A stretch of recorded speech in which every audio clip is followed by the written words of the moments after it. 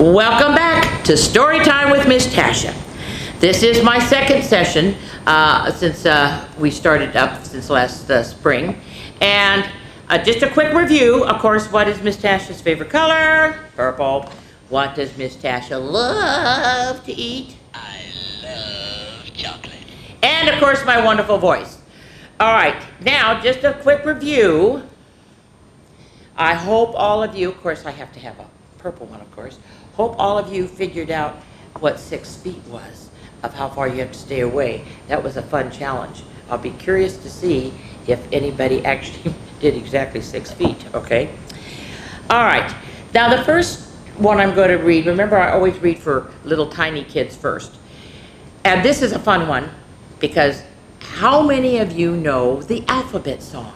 I hope some of you do, because we're going to kind of sing it partially. I'm going to sing it the first time through, and then I want everybody, even though I can't hear you, I'm going to sing it again, and we're going to all sing the alphabet song again. Okay, so this is the little alphabet, Scholastic Alphabet, devised by Justine Smith and illustrated by Fiona Land. It's published, I love this, by Lady Bird Books Limited in 2008. All right, here we go. We're going to sing the alphabet song. Ready? A, B, C, D, E, F, G. Now, you're supposed to touch this. See, this is when Miss Tasha misses not being right with you. And of course, what is this? A boat. Okay, here we go. H, I, J, K, L, M, N, O, P. And I love this because what is this? Does anybody know what this is? It's an octopus. And of course, what color is it? Purple. All right. Q, R, S, T, U, V. And here, this is a what? A rocket. Yes. And of course, I love this page. W, X, Y, and Z. And here you're supposed to, you guys, if you could touch this zebra, he has nice, soft black parts. And of course, they even put a purple Z for the zebra. All right. Now I know my ABCs. Next time, won't you sing with me? And sing, of course, with the bird. Okay. So very quickly, I want you, with this time we're going to go right through the alphabet, all right? I wish I could hear you all at home. I want the parents or the older brothers and sisters, you can sing along too, because you know the song. Ready? A, B, C, D, E, F, G, H, I, J, K, L, M, N, O, P, Q, R, S, T, U, V, W, X, Y, and Z. Now I know my ABCs. Next time, won't you sing with me? Okay? Now I'm going to put this on. If I can remember which way I have to put this thing on. I think I put it on this way. Okay. Because my theme this time is apples and fall, because we are starting to get into fall, even though it doesn't feel like it, that we're hotter than Hades. Yes. Okay. So I am going to read an absolutely adorable book called Apple Trouble. Oh my gosh, you can't believe what this poor little hedgehog gets into with this apple. All right, it's written by Raghild Shamel and illustrated by Michael Terry. It's published by Scholastic Incorporated in arrangements with Little Tiger Press, an imprint of Magi Publications in 2007. All right, and believe it or not, in 2011, how many years ago is that? 9. I got this as a birthday gift from Little Oak, because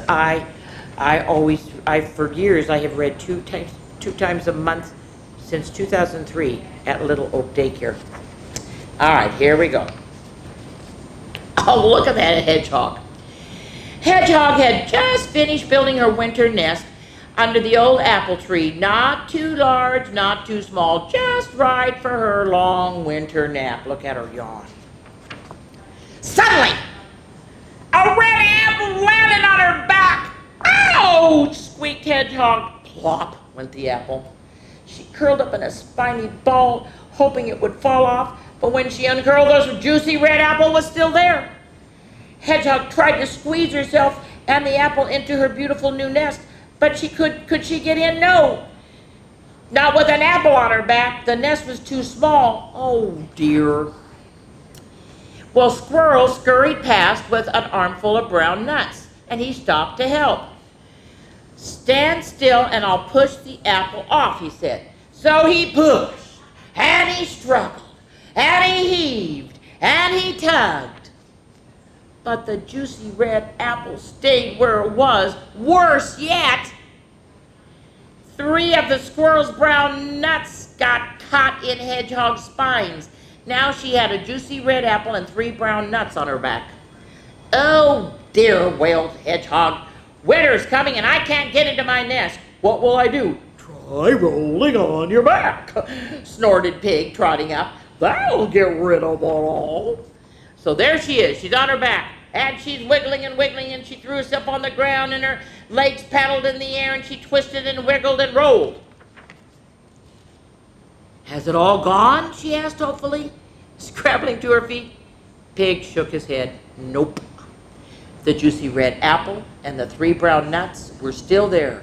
So was a small green pear and a crumpled brown leaf. "Oh dear," sighed Hedgehog, rolling her eyes. But up in the air, up in the sky, sailing towards Hedgehog, she saw a colorful piece of paper. "Oh no," she cried. This way and that way she ran as fast as she could.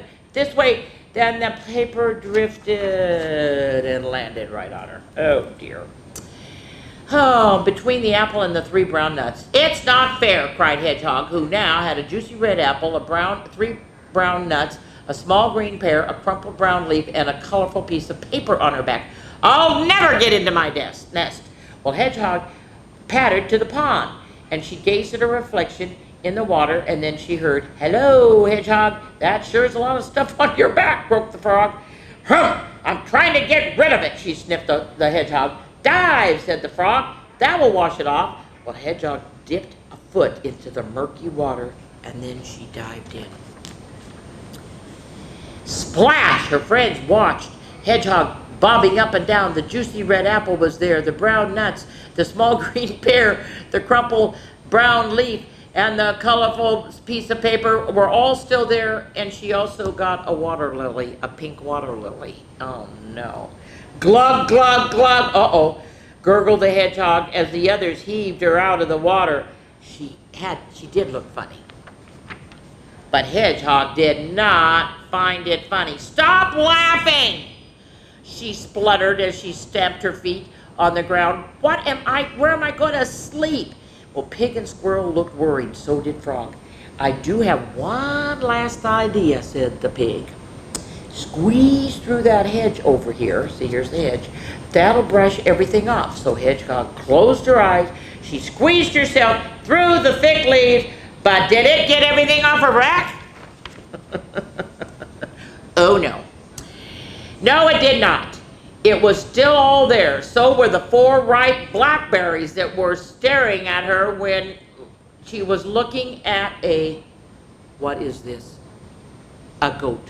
Does anybody know what goats eat? Everything and anything. "Whoa!" cried the goat. "You brought lunch." "Help yourself," said Hedgehog. "Take it all." Oh my gosh, here he goes. "Yippee!" brayed the goat. Then he picked off and ate the red juicy apple, and the 3 brown nuts, and the small green pear, and the pink water lily, and the 4 ripe blackberries, and for dessert he ate the paper, of course. The only thing he left was the crumpled brown leaf. He just couldn't eat any more. "Hooray!" cried Hedgehog. She felt as light as a feather. "Thank you, goat," she said, and then she ran as fast as her little legs could carry her through the gate, past the pond, across the orchard, and under the tree, and home to her nest. Oh, you guys, look at her. Hedgehog squeezed into her little nest. It fitted her perfect, and it was the best nest ever. Outside, a cold wind blew. Another apple fell off the tree, but it didn't fall on Hedgehog. She was safe in her nest and fast asleep. Isn't that a nice one? I know. All right, this one is going to be over before it begins, but it's kind of to tell you how you get apples. Because what does every apple have in the center of the apple? It has the core, and inside the core are what? Seeds. So this book is going to take me about 2 minutes. Just a Seed by Wendy Blacksland, illustrated by Carolyn Maggerell, and publishers is the Scholastic Australia Limited in 1996. Okay, here we go. Beautiful, beautiful pictures. Just a seed, said the girl, and she threw it away. Just a seedling, said the butterfly, and she sat on it. Here's the butterfly, and here is the seedling that's just starting to come up. And of course, the dog and the little girl are watching. Just a sapling, said the dog, and she sifted. The little girl's playing with the leaves, and here it comes, it's getting bigger. Just a tree, said the bird, and she nested in it. Now it's grown into a tree. Just a flower, said the artist. The next spring, oh, she's painting beautiful apple blossoms. Just an apple, said a boy, and he reached up and he picked an apple off the tree. Just a seed, said his mother, and she threw it away. So you know what's going to happen again. Okay? All right. Now, if you'll notice, yes, I have apples on here, but I also have nice little fall leaves because we're going on a leaf hunt. All right? And this one is by Steve Metzger and illustrated by Mike Sakamoto. Publisher is Scholastic Incorporated in 2005. And, believe it or not, this is also from Little Oak on my birthday 2 years ago. They gave me a birthday 2 years ago. They gave me this one. All right, we're going on a leaf hunt. All right, here we go. We're going on a leaf hunt. We're going right away. Let's find colorful leaves. It's a wonderful day. We're coming to a mountain, a tall, tall mountain. We can't go under it. We can't go over it. We're coming to a mountain. Come on. Oh, we have to go over it. Come on, let's go. Climb, climb. Huff, puff. We made it. Oh, pick up those leaves from the maple tree. Aren't they pretty? Oh, we're going on a leaf hunt. We're going right away. Let's find colorful leaves. It's a wonderful day. Ooh, we're coming to a forest, a dark, dark forest. We can't go over it. We have to go through it. We're coming to a forest. Come on, let's go. Step, step, squish, squash. We made it. Oh, look at the birch trees. You can see birch trees if you go up Highway 88. It's beautiful up there. Look at the leaves from the birch trees. Oh, we're going on a leaf hunt. We're going right away. Let's find some colorful leaves. It's a wonderful day. Oh, we're coming to a waterfall. A swooshing, swooshing waterfall. And you know they're being very good. They're drinking some water. We can't go through it. We have to go around it. We're coming to a waterfall. Come on, let's go. And they have to be really careful because they're going on the stones. Slip, slide, splish, splash. Whew, we made it. Pick up those leaves from the hickory tree this time. And look at, they're in a whole pile of leaves too. So they're having fun. I know they are. All right, the next one.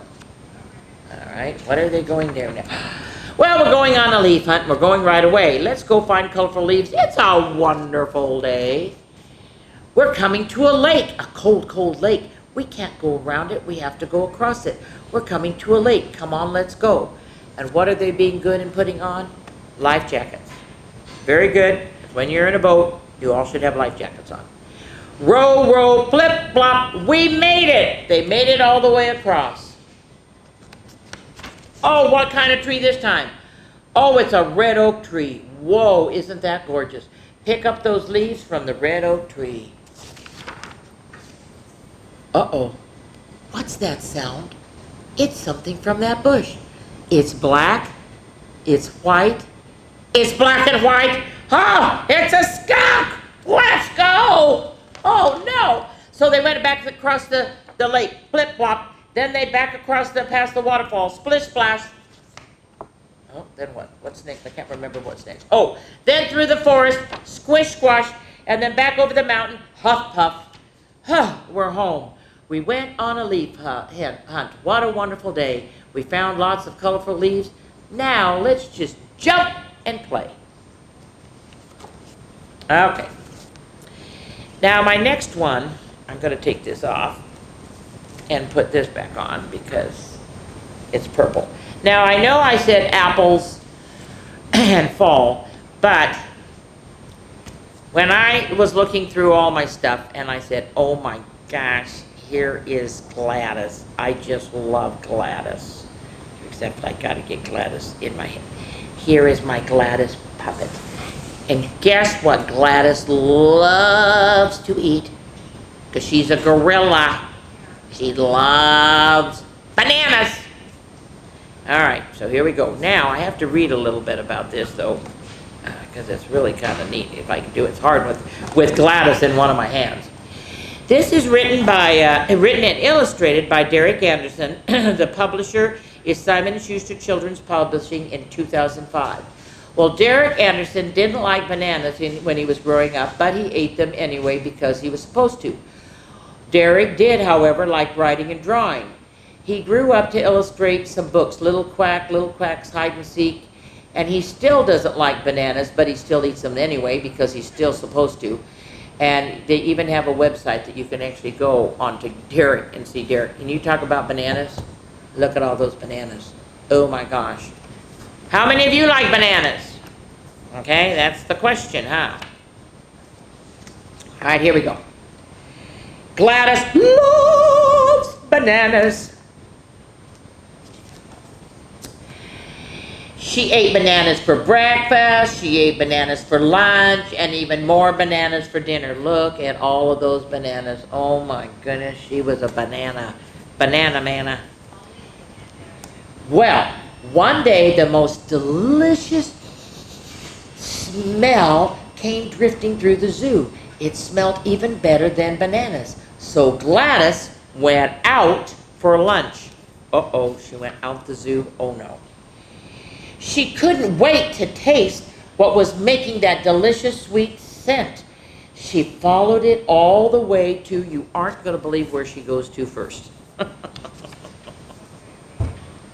pizzeria. Do you think they have bananas on pizza? No, maybe dessert pizza, but not this pizza. But oh, look at all the pizzas. And of course the two zoo people are running after her through all this, of course. Oh, well, there were pizzas with pepperoni and pesto and even pineapple. Gladys tried them all, but pizza just wasn't what she smelled. Huh. But the two men in the back, they're eating pizza. Uh-oh, she smells that smell again. Oh, boy. She smells that scent. She snooted, and she wiggled her toes. And she followed it down the street to, now where is she going to eat next? Besides a fancy French restaurant. Oh no. Now you got to remember French restaurants are really very, very, very fancy. This has got to be where the smell was coming from. There was frog legs, fried snails, and a frozen moose. And you guys, I know you can't see it, but it's a little chocolate frozen mousse. But it's a mousse, but it's really a dessert mousse. I know. The food wasn't what she smelled either. Gladys was glad because there wasn't enough on the table to feed a bird. You don't get a lot of food when you eat French food. Oh no, now what is she doing? There's her foot. She's leaving. Well, when she found that sweet scent again, Gladys snorted. She kicked up her heels and she followed around the corner. Where is she going to go to now? An ice cream stand! Oh my gosh, yes! Look at all the ice cream! Oh my gosh! Oh dear, this is not good. Well, Gladys hoped the smell was coming from here. There were 15 flavors. She's having a great time. She tried every one of them, but the ice cream wasn't what she smelled. Gladys was tired and her tummy was nearly full. She's been eating all of this pizza and French food and ice cream. Uh-oh, here she goes again. Until she smelled the deliciously sweet scent one more time. Gladys knew she was close. She licked her lips, and she followed around the block to the back entrance of the zoo. She sniffed all the way to a little food cart and found just what she was looking for. Banana bread. Maybe your grandma or your mom makes banana bread. Well, Gladys loves banana bread. Oh, Gladys ate the whole loaf by herself. It was the warmest, the sweetest lunch she'd ever tasted. But there was something missing. What could be missing? I don't know. I know what it is. What was her favorite dessert? Bananas! And believe it or not, they actually have I don't think you can probably copy it, but they even have a recipe for banana bread. Now, when I read this to Little Oak, they actually made a copy. I know they shouldn't have, but they did that for the kids to have banana bread. All right. So goodbye, Gladys. I know it was nice seeing you, and you're purple too. So this goes off. And now I got to go back to my thing. Here we go. All right. All right, this is Autumn's First Leaf. And this story has a very good point to it, okay? A very good one. And I'm hoping a lot of you will catch what the whole point of it is. Oh, and it's by Stephen Metzger again. He wrote another one, illustrated by Aaron Zentz and Scholastics Incorporated in 2008. It was late summer, birds were singing, flowers were in bloom, and the leaves on the tree were bright green. 3 of those leaves, Paige, Phil, and Pointy, were best friends who lived near the top of an old maple tree. You can't see them, but there they are, way up there on the top of the maple tree. On clear days, the sun rays warmed them all over. On windy days, they flipped and they flopped during rousing games of leaf tag. And when it rained, they played Bop the Drop, your regular Babe Ruth, Pointy yelled as Paige smacked a raindrop on top of the grove. As summer drifted along, the days grew shorter and cooler. The leaves played catch the seed and watched the geese fly south and laughed themselves silly when fuzzy caterpillars, see the caterpillar, would crawl all over them. Well, one morning, Pointy woke up and noticed something strange. "Hey, what do you think of this?" he exclaimed. "Part of me is gold." "That's pretty cool," Paige said, and she bent over and looked at the tips of Pointy's leaves. "How did you do that?" "I didn't do anything," Pointy answered. "You look like a petal of a colorful flower," Phil said. "That reminds me of a fun game. Let's play I Spy Colors." "Okay," said Paige. I spy something brown." "Well, that's easy. Our tree's branches," Phil called out. "Well, I spy something gold," Pointy yelled. "Me!" And the 3 leaves laughed and laughed. Uh-oh, look at him now, guys. A few days later, Pointy woke up with a start, and now half of me is gold. "What's happening?" Phil asked. "I'm not sure," Pointy replied, "but I look pretty cool, don't I?" He twisted and turned to admire his new color. Do they look very happy? No, they do not look happy. Ooh, they really don't look happy. Phil turned to Paige. "I guess Pointy thinks being green isn't that special," he whispered. "Yeah," Paige added. "Maybe he would rather play with gold leaves now." "Well, Pointy has always been a good friend," Phil said. "Let's give him another chance and see what happens." Throughout the morning and into the afternoon, they played Count the Clouds and giggled while they watched squirrels chase one another. Whoops! Whoa, here comes a bird. The squawking of a blue jay woke them up the next morning. "Hey, Pointy!" Squawky called. "That's a fine new color you're sporting today. I'm impressed. My goodness! Now I'm gold all over!" "Wake up, everyone!" Squawky shouted. "Look at the beautiful gold leaf in the middle of this green." Pointy blushed while the bunnies and the deer and the other forest animals looked up to admire him. Well, Paige and Phil were not happy at all. Oh boy. Once the forest animals moved on, Pointy asked, "What should we play today?" "I don't know if we should play together," Paige said with a frown. "Maybe you're just too cool to play with green leaves." Wait a minute, Pointy called out. I didn't ask to change color. It just happened. Well, Phil and Paige looked at each other, and then after a few minutes, they turned to face Pointy. We're sorry, Paige said. We know you didn't change on purpose. I guess we're just jealous of all the attention you're getting. Do you still want to play with me? Pointy asked. After all, I'm gold now. We don't care. You're still the same leaf to us. Let's play twist and spin, Phil shouted, and they played until the sun went down. Oh my gosh, look!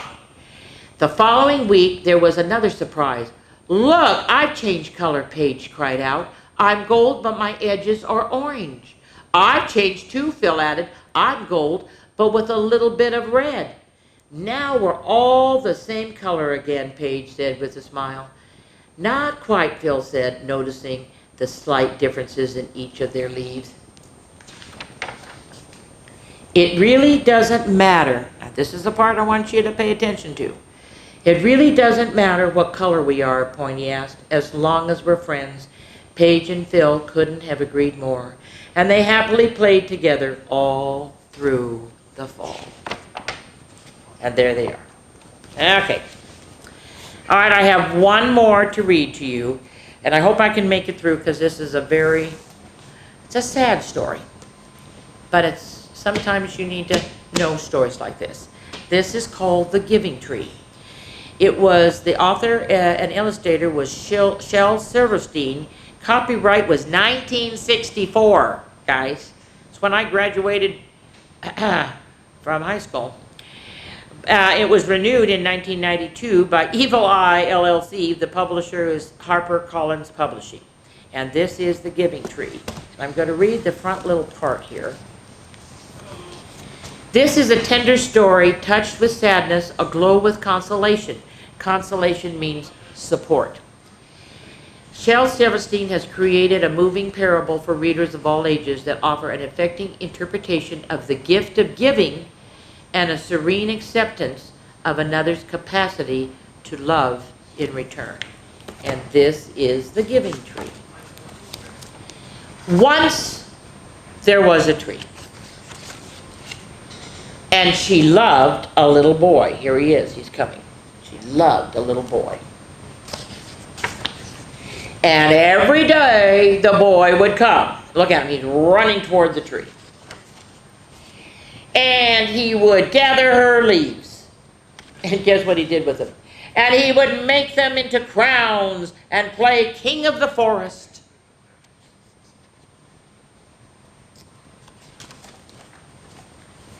Book is, there we go.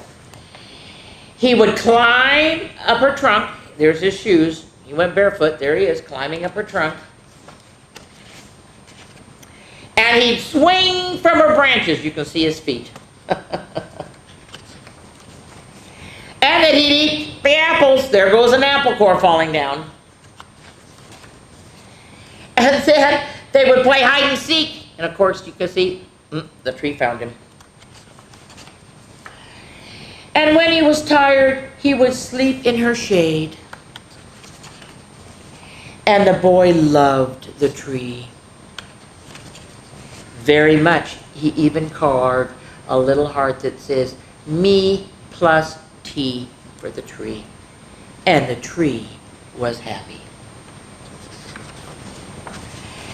But time went by. And the boy grew older. Now, he's there with a girl, and it says, me plus YL. He's with a girl. And the tree was often alone. All alone. The little boy didn't come because he's older now. Then one day, the boy came to the tree, and the tree said, come, boy, come and climb up my trunk and swing from my branches and eat the apples and play in my shade and be happy. I'm too big to climb and play, said the boy. I want to buy things and have fun. I want some money. Can you give me some money? I'm sorry, said the tree, but I have no money. I only have leaves and apples. Take my apples, boy, and sell them in the city. Then you will have money and you will be happy. Oh my gosh. So the boy climbed up the tree and gathered her apples and carried them away. And the tree was happy.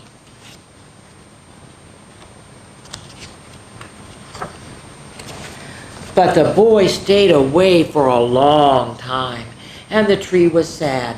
Then one day the boy came back, and the tree shook with joy and said, "Come, boy, climb up my trunk and swing from my branches and be happy."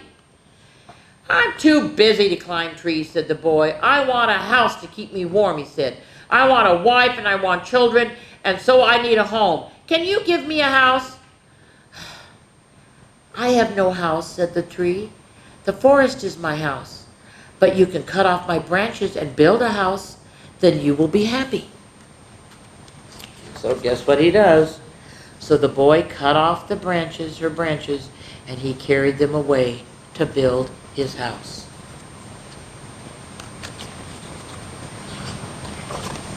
And the tree was happy. Can I get the next page? Here we go. But the boy stayed away for a very long time, and when he came back, the tree was so happy she could hardly speak. "Come, boy," she whispered. "Come and play. I'm too old and sad to play," said the boy. "I want a boat that will take me far away from here. Can you give me a boat?" "Cut down my trunk and make a boat," said the tree. "Then you can sail away and be happy." And so the boy cut down her trunk and made a boat and sailed away. And the tree was happy, but not really, because now all left of the tree is just a stump. After another long time, the boy came back again. "I'm sorry, boy," said the tree. "I have nothing left to give you." "My apples are gone." "Well, my teeth are too weak for apples," said the boy. "My branches are gone," said the tree. "You cannot swing on them." "I'm too old to swing on branches," said the boy. "My trunk is gone," said the tree. My trunk is gone. You cannot climb." "I'm too tired to climb." "I am sorry," sighed the tree. "I wish I could give you something, but I have nothing left. I'm just an old stump. I am sorry." "I don't need very much," said the boy. "Just a quiet place to sit and rest." "I'm very tired." "Well," said the tree, straightening herself up as much as she could, "an old stump is good for sitting and resting. Come, boy, sit down and rest." And the boy did. And the tree was happy. Okay. That was hard. All right, now, this is not a challenge this time, but this is something that might be kind of good since it's so darn hot right now. I saw this on TV, and this is what they do in Japan. Everybody uses umbrellas, and of course, mine are purple, of course. And what they do, because when you use umbrellas, and you're in here, let me take this off. You're in here. You can be, if you do another umbrella, which is again purple. Whoops. All right, now look. So you can be quite a bit apart because you can't get close to anybody because the umbrella hits.